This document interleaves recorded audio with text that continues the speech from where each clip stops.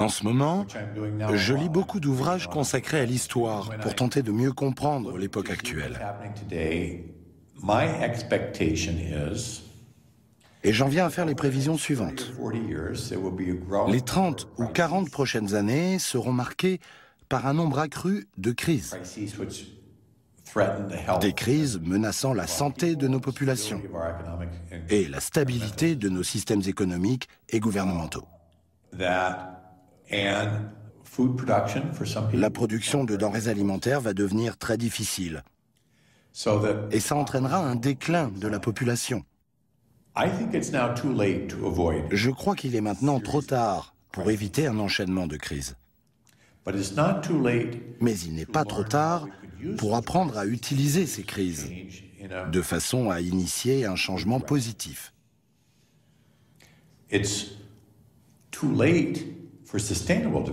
Il est trop tard pour le développement durable, parce que nous sommes d'ores et déjà non durables. Mais il n'est pas trop tard pour réfléchir au développement résilient, en mettant en place des mécanismes, des institutions, une culture qui feront face à ces crises et qui les surmonteront, tout en préservant un engagement élémentaire vis-à-vis de certaines valeurs comme la liberté, l'égalité, l'art et ainsi de suite.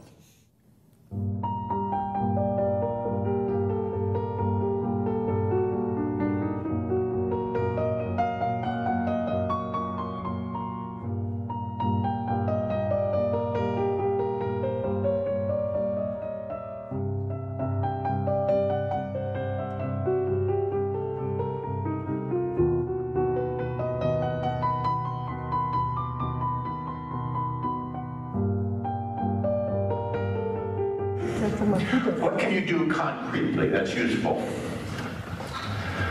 Well, now I speak honestly, okay? I think it's too late for sustainability. The term is a very ambiguous term, as we have seen, but if you try to understand what is really meant by sustainability, it's too late. You can have sustainability when you are under the carrying capacity.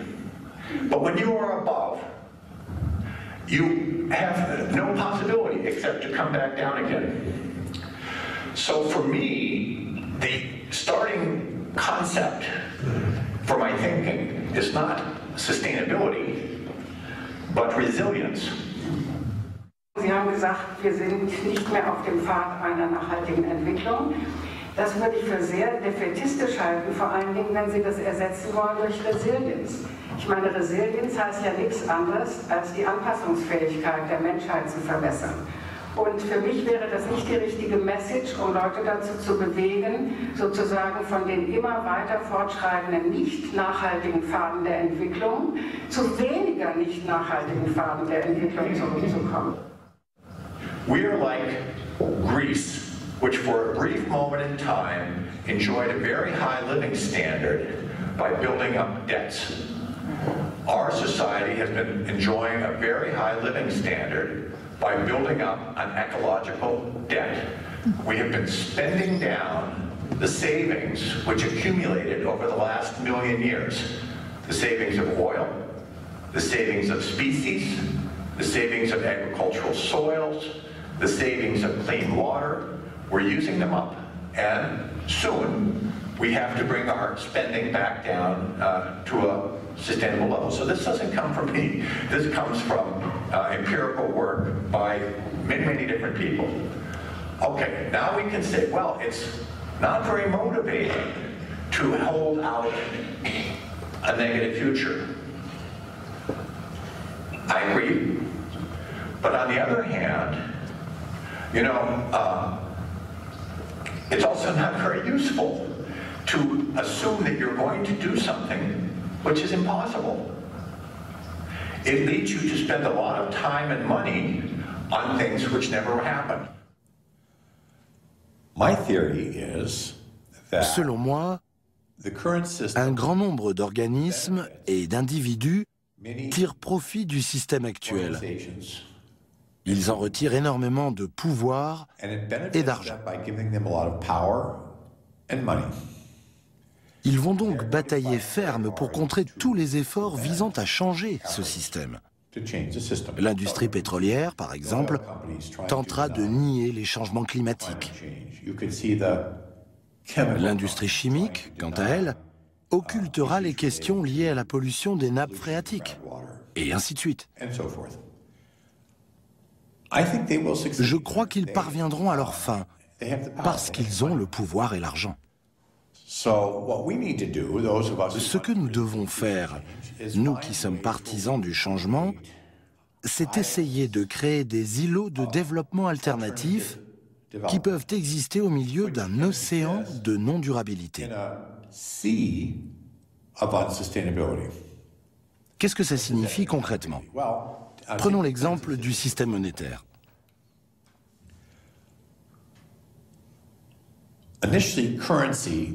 À l'origine, la monnaie a été créée par les Phéniciens pour faciliter le commerce.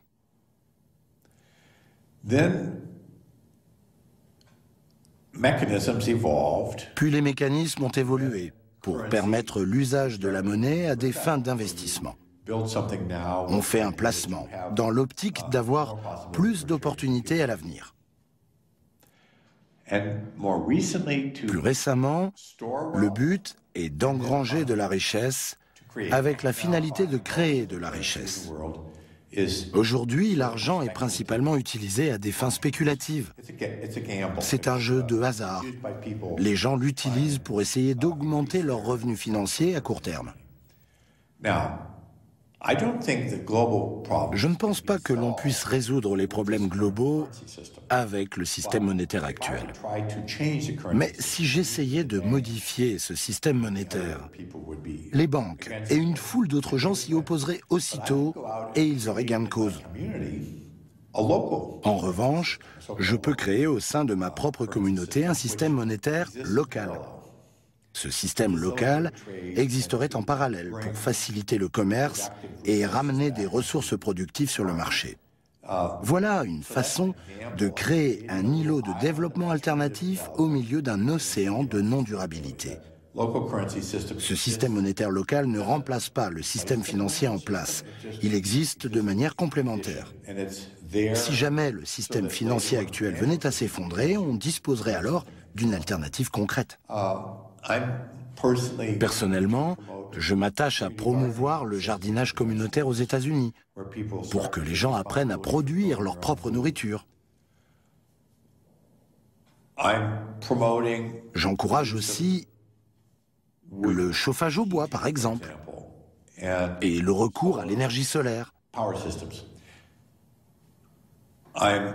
Je crée des groupes sociaux qui assument des responsabilités les uns envers les autres, en marge du système gouvernemental existant. Voilà des exemples d'actions concrètes. Now I'd like to finish with one last quick exercise, which shows what I consider actually to be the most important thing to know about this workshop. So, I'm going to ask all of you here in the audience to clap your hand at precisely the same moment. I show you how to do it.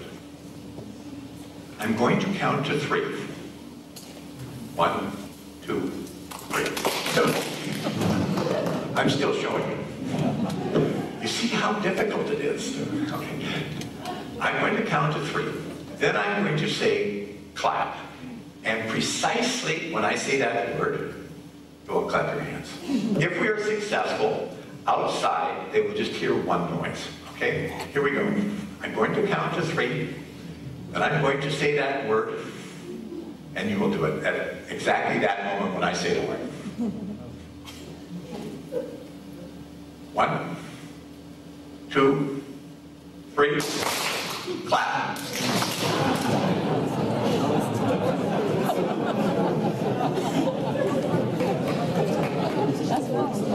This shows something very important.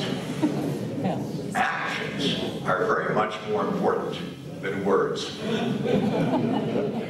You heard my words. and you saw my actions. And as soon as they were different, you paid attention to my actions, not to my words. Now, it's going to be the same thing for you. You come here, you have all of these great words about sustainable development. But if you go home and your actions are unsustainable, that's what's going to have a major influence. Thank you.